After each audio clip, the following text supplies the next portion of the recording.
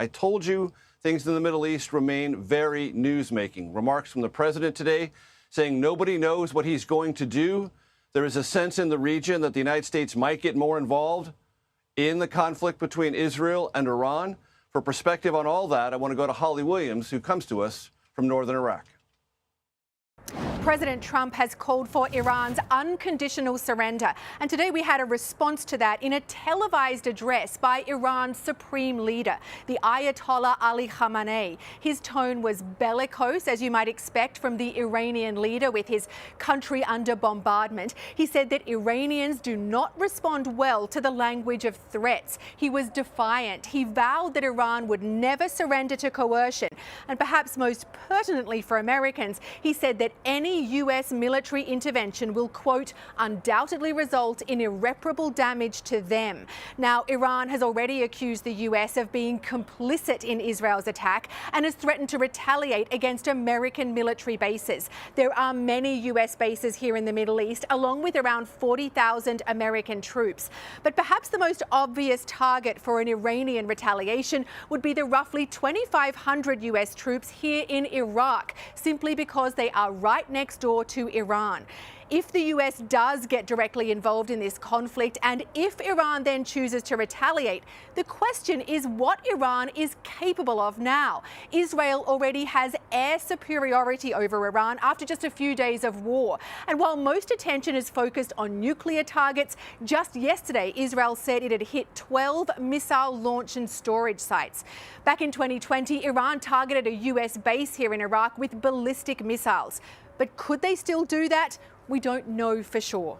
Holly Williams, CBS News, Erbil in northern Iraq.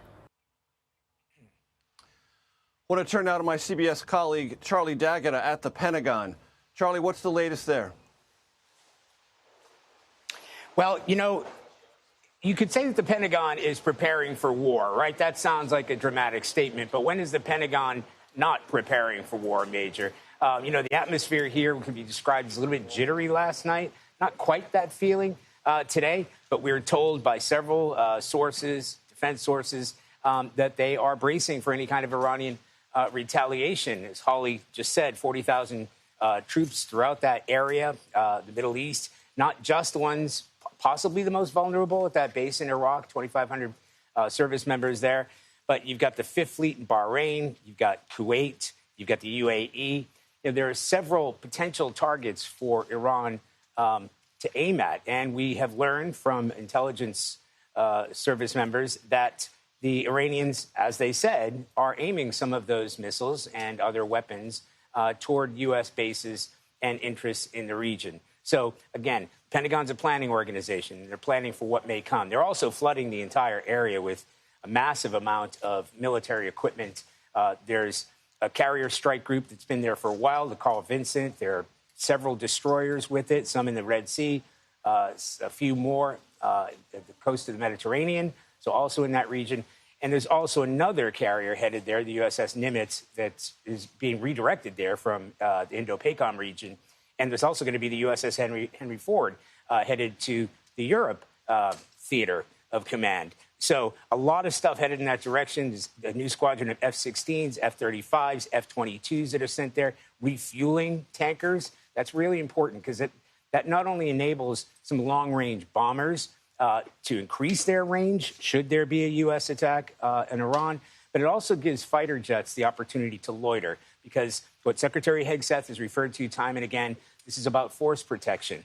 These are defensive measures, and you want to have planes that can loiter over areas, particularly parts of Iraq, anywhere near that border with Iran, the Red Sea, anywhere where there are U.S. military assets, you want to have fighters in the air to protect them. And Charlie, it has been said more than once that there is particular U.S. air power and armaments necessary if the president so decides to substantially degrade underground nuclear facilities in Iran.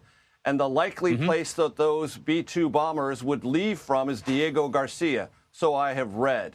Is that part of this the matrix we should be keeping an eye on? Well, we know that the B-2s were Diego Garcia. We can't confirm that they're still there. We do know that B-52s are there. Both of those aircraft can carry what you're referring to, the 30,000-pound massive ordnance penetrator.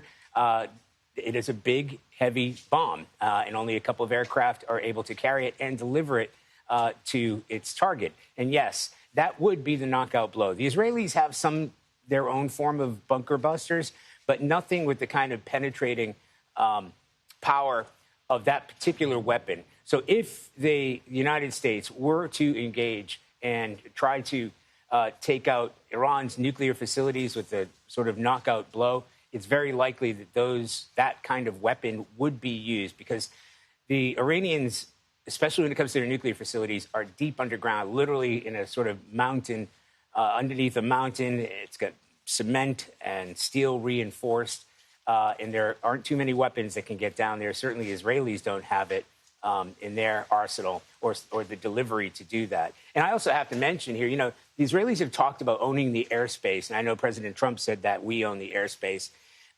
They have all but knocked out most of the air defenses, as we understand it, in Iran, which enables Israel's fighter jets to fly over with impunity and take out targets, including Iranian leadership.